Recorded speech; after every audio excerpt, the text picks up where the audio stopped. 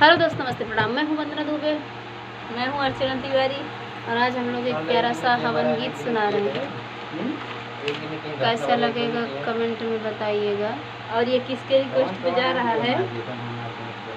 उमेश मौर्य भाई हैं। हवन गीत सुनाइए। हवन गीत सुनाइए। और हवन गीत वो कौन सा बोले हैं, नाम भी बताए हैं। उमेश मिश्रा जी, उमेश मौर्य जी।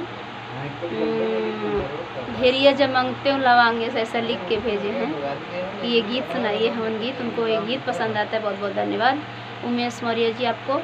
और हवन गीत हम लोग आपके रिक्वेस्ट पे जो आप गाना बोले हैं वही गीत हम सुना रहे हैं।